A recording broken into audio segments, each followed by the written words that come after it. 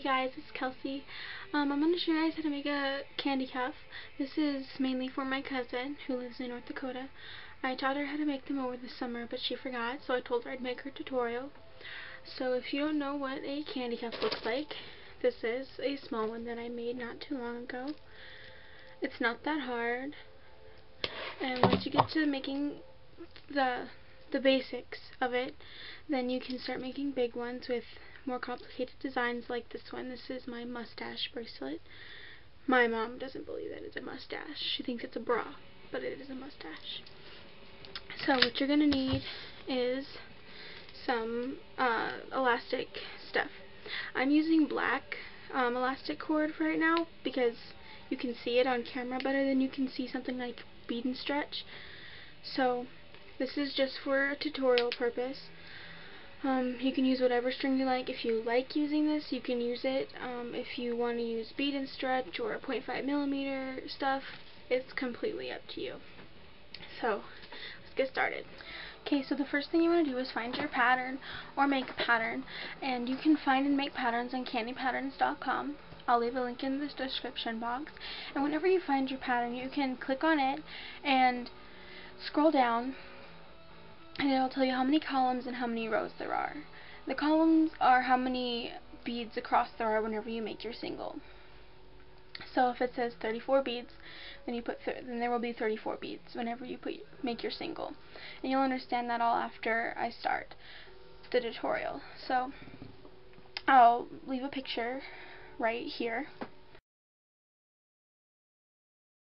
You can also click on the pattern itself, and a pop-up will come up of the pattern, and it'll have numbers on the beads, which signifies the rows. So for example, say that whenever you check the bottom where it said the columns and the rows, it said 4 rows.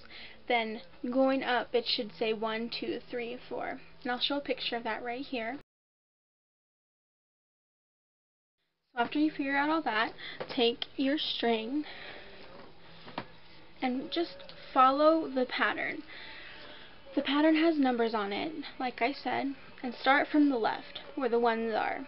It'll be in a zigzag formation, which is kind of confusing whenever you're doing your single, but just follow along. The ones are row 1. So put all those beads on. I'm going to go ahead and put my single together and show you that. So I'll be right back. Okay, so once you've gotten all your beads on and you tie it off like a single, if you're using something like bead and stretch or the 0.5mm, then take some clear nail polish and put it on the knot to keep it from breaking, and then you'll have all the string left on the end. Don't forget to cut off the excess of the little bitty part that you tied off. So you'll have all this string just floating around, and that's what you're going to use to make your cuff. So look at your pattern. I have my pattern up here on my computer, and find out what bead you need next, what color, and get it out of your arsenal of beads. I need a green bead, looks like. Actually, no, I think I need a pink one. Never mind. Oh, shit. And then string it on.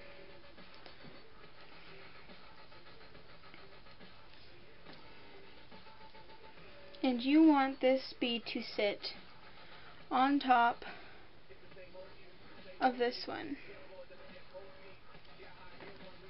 like this. You want it to sit up like that. So what you're going to do is you're going to take your string and you're going to string it through this bead right here.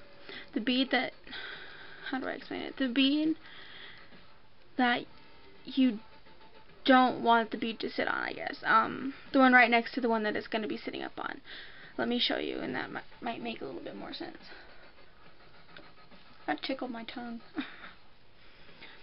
So you take it like this, and you bead it through. When you pull it tight,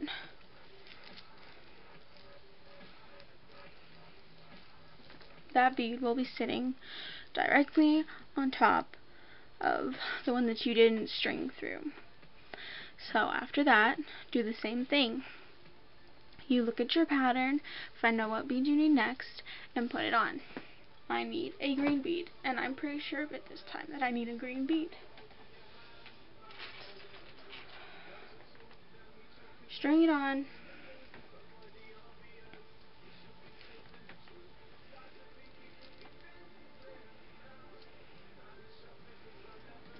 I'm having some issues. Okay, and again, you want to have it sit directly on top of that one. So it'll look like that. Let me show you. That's how come whenever you have a single like this and you're making a multi-stitch, it shrinks.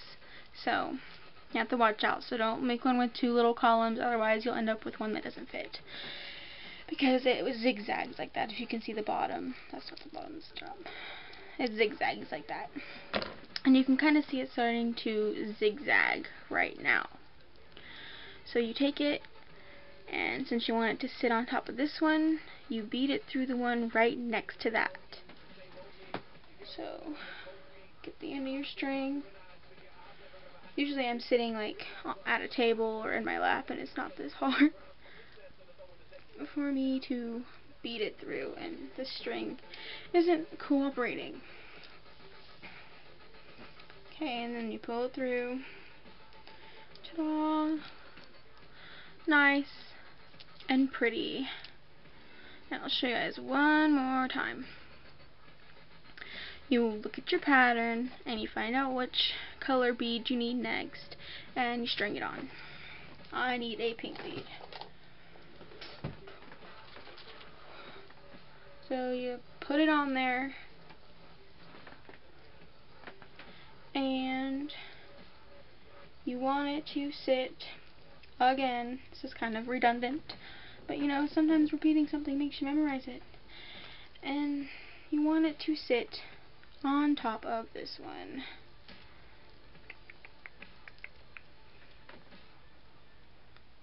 It's not cooperating. Okay. You want it to sit on top of there like that. And so you want to string it through the bead right next to it, right there. So you pull it through that bead. See, because you want it to sit on this bead, so you string it through one bead, you put a bead on, and then you string it through the bead next to it. So string it in and pull.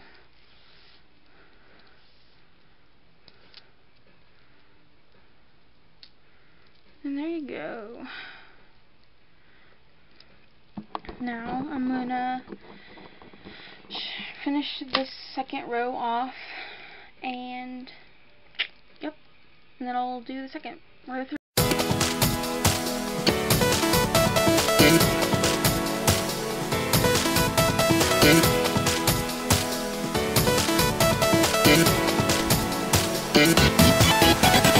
All the senses are on fire.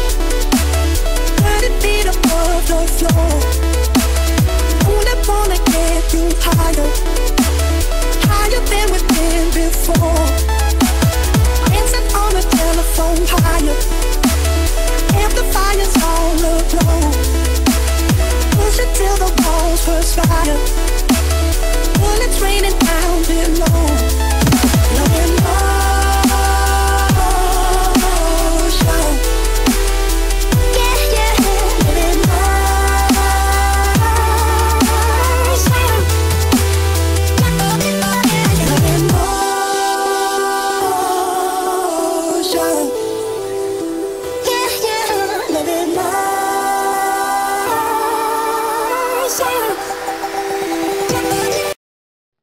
Okay, so I finished the whole second row, and it's not standing up yet because it's not stable, but that's basically what it looks like so far. So next thing you want to do is you will come to this, where you've strung it through here. Here, I'll take this off and show you. you've come to the end, and it looks somewhat like this. You have one more bead to go. So you want it to sit right here. So go ahead and put it on. Whoops. Put it on.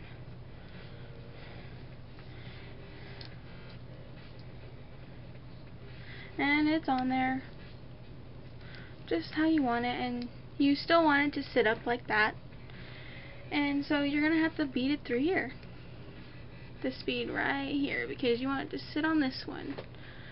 So it's going to go right through here. So go ahead and pull it through. And now to start the third row, what you're going to have to do is pull it through this one right here. The first one that you stacked, that's what I call it. The first one that you stacked, you want to pull it through there like this. Take your string and bead it through like that. So there you go, you finished your second row. And then it's all pretty easy from there. You can pretty much, if it's a pattern like this where it's just diagonal stripes, you can kind of see where everything should go, you know. So the beads that you're going to be putting on now are going to go through these gaps. So this is how you put them through the gaps.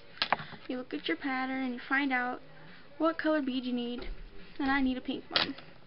So I put some beads in a little bowl here because I got tired of turning around.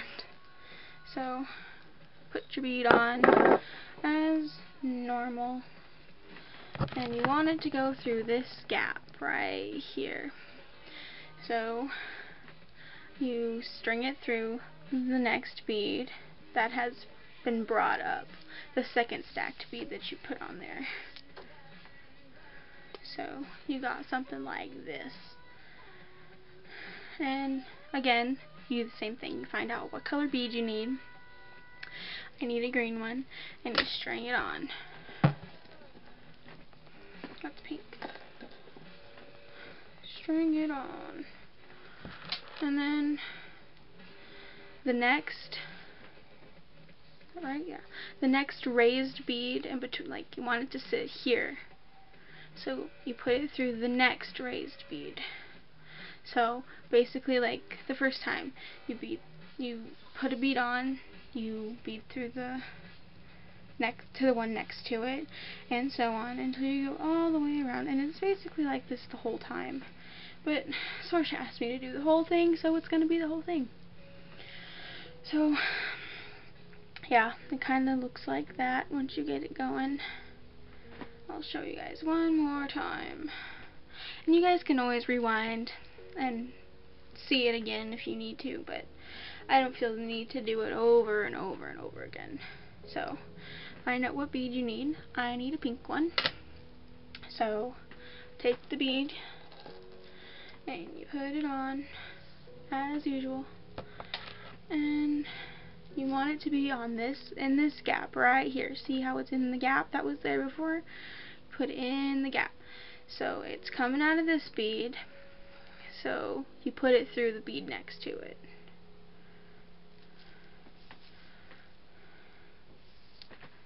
Like that. And once you start pulling it tighter, it'll start sitting up more because it has more stability. So, like that. And I'm going to go ahead and put the rest on.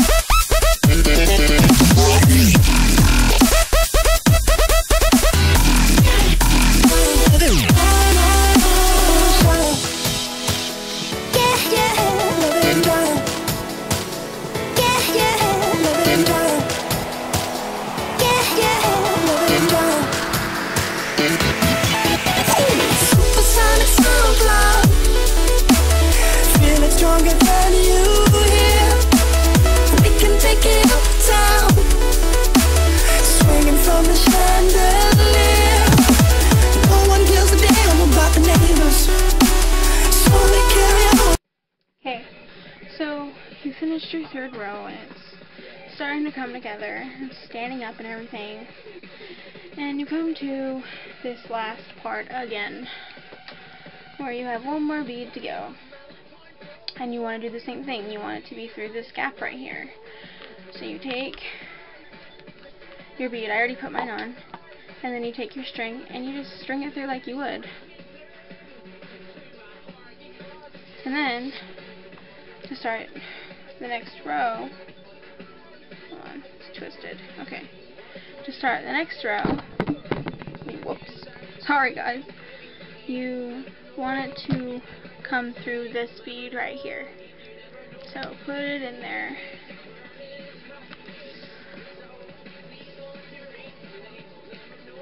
So you've put this bead on and you've strung it through that bead.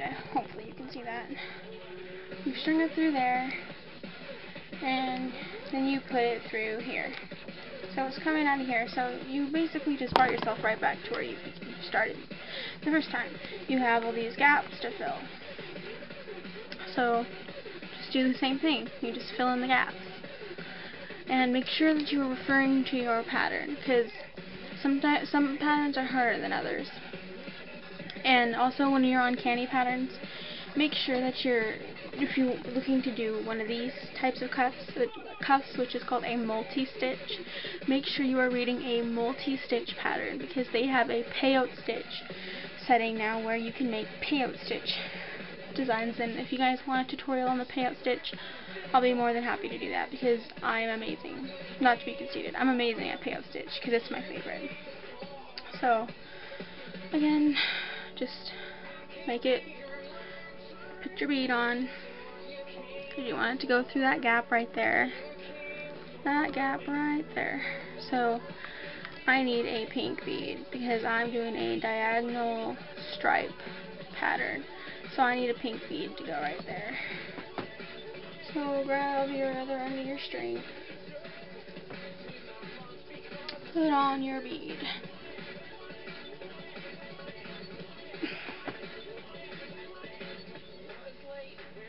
put it on just like you did the first time. You want it to sit here, so it's coming out of here. You want it to sit here, so you pull the string through here after you put the bead on. So it pops up just like that. Pretty simple. So do it again. This time I need a green one. So get your bead, put it on there,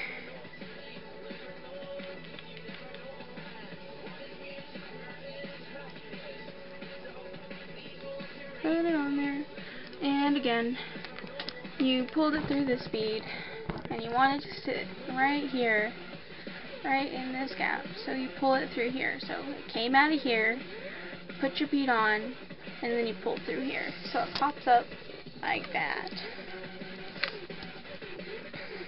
Some people, they have, I don't know, maybe it's habit or something that seems like it would be logical, I don't know. But they want to pull it through here, and that's not going to work. This bead right here, they want to pull it through there. And that'll just kind of twist it and make it sit kind of right there or over here. Sometimes it's different, but that's not how you do it. So again, this time I need a pink bead. So get a pink bead, put it on, and then again you want it to go right here in this gap, and it's coming out of this. So you string it on, and then you skip this. You don't string it through this one right here. You string it through the one next to it. So you kind of just cross over and make kind of like a bridge with a bead. And it pops up like that. So you do that. And I'm going to continue on, and I'll come back. Okay, so this is where I got.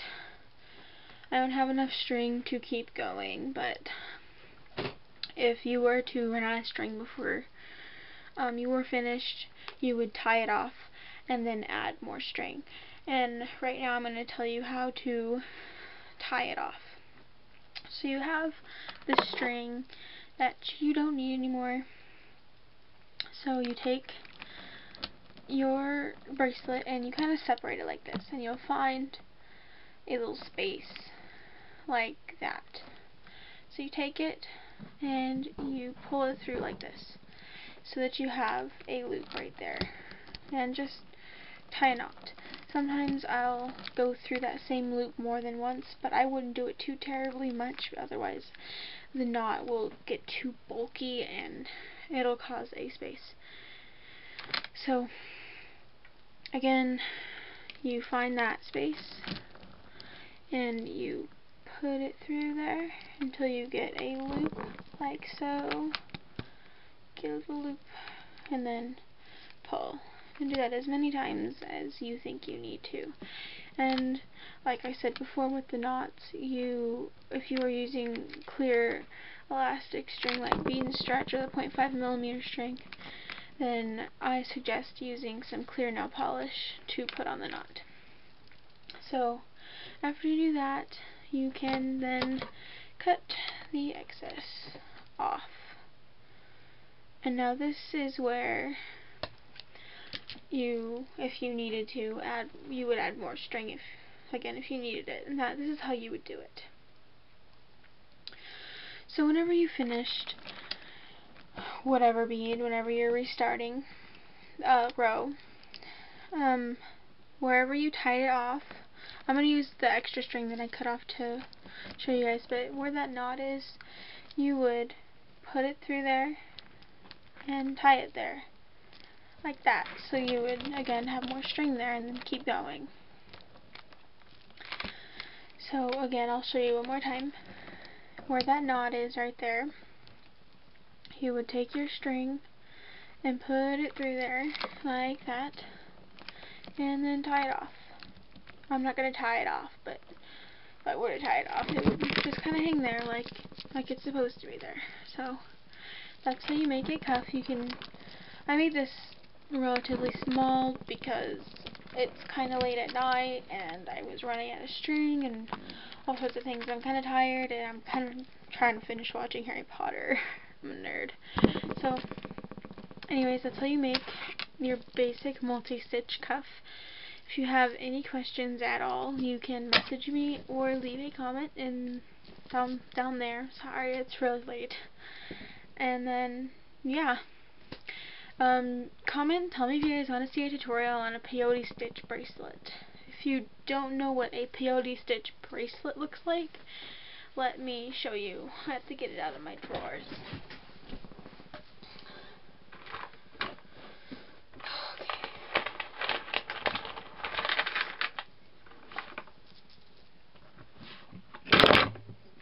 Whoops.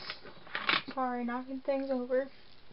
Okay, so this is a peyote stitch. Notice it's different, whereas the beads here, whenever you're making it, will be like this, kind of sideways instead of a long ways like that. If you can see that. My camera is focusing, I'm not sure. So this is just a Game Boy necklace that I made. So that's the one thing you can make. But as for the bracelet, this is a peyote stitch bracelet that I made a long time ago. And if you guys want to see a tutorial for that, just let me know in the comment section or message me or whatever. Any sort of requests, I will take them and see what I can do. It depends. So thanks for watching, guys. I hope I helped you guys. Bye.